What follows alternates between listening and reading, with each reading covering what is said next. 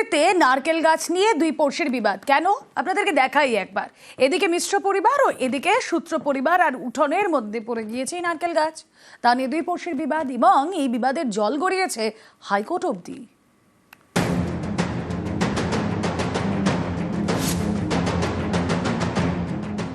তিরিশ বছরের পুরনো নারকেল গাছ এক পায়ে দাঁড়িয়ে, এই গাছ নিয়েই দুই পরিবারের বিবাদ।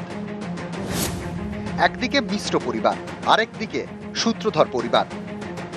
জলপাইগুড়ি শহরের পান্ডাপাড়ার কালীবাড়ি এলাকা। এখানেই রাস্তার এক পাশে নারকেল গাছ। সূত্রধর পরিবারের বাড়িতে রাস্তার এক পাশ থেকে গাছটি হেলে পড়েছে উল্টো দিকের মিশ্র বাড়িতে। তাঁদের দাবি গাছটি যে কোনো সময় ভেঙে পড়তে পারে, তাতে বড়সড় ক্ষতি হতে পারে। তাই গাছ কাটার দাবিতে সরব মিশ্র বাড়ির কর্তা সুমন্ত্র মিশ্র। আমার পাশের বাড়ির একটা নারকেল গাছ আমার বাড়ির উপরে সম্পূর্ণরূপে হেলে আছে। পৌরসভার যে হাইড্রেন, জেসিবি দিয়ে হাইড্রেন কাটার মধ্য দিয়ে শিকড়গুলো একদম কাটা পড়ে গেছে।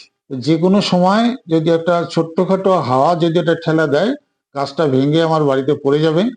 বাড়িতে পড়লে আমার বাড়িটাও নষ্ট হবে এবং আমরা যারা বাড়িতে আছে আমাদেরও প্রাণহানির সম্ভাবনা আছে।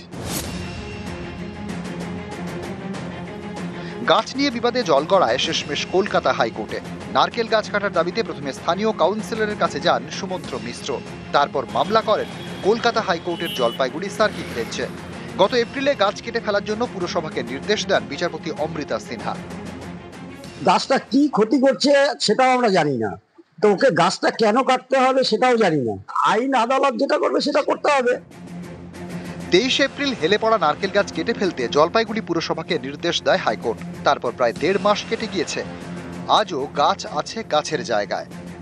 1.5 মাস কেটে গেছে, কোনো রকম পদক্ষেপ আজ পর্যন্ত নিচ্ছে না। প্রচন্ড ঝড় বৃষ্টি হচ্ছে, আমি খুব টেনশনে থাকি। আমি পৌরসভার যিনি চেয়ারম্যান, ওনার সঙ্গে আমি সাক্ষাতে গিয়েও আমার উদ্বেগের কথাগুলো বলি। সব থেকে যেটা দুঃখজনক এবং যেটা আতঙ্কের, যে হাইকোর্টের অর্ডারও ওনারা মানছেন না। সেই অর্ডারটা আমাদের কাছে কমিউনিকেটেড হয়েছে কিনা সেটা আমাদের খতিয়ে দেখতে হবে। আবার তার সাথে এটাও দেখতে হবে যে সেই অর্ডারের বিপক্ষে যে বিবাদী যে রয়েছে, রেসপন্ডেন্ট যে রয়েছে, সে আবার ডিভিশন বেঞ্চে গেছে কিনা, সেখানে কোনো স্টে হয়েছে কিনা সেটাও দেখতে হবে। অর্ডারটা আমরা হাতে পাই, আমরা এর ব্যাপারটা খতিয়ে দেখছি। নারকেল গাছ নিয়ে জল ঘোলা, সেই জল গড়িয়েছে হাইকোর্টে। পুরসভার পদক্ষেপের দিকে তাকিয়ে দুই পরিবার। জলপাইগুড়ি থেকে শান্তনু কর, নিউজ 18 বাংলা।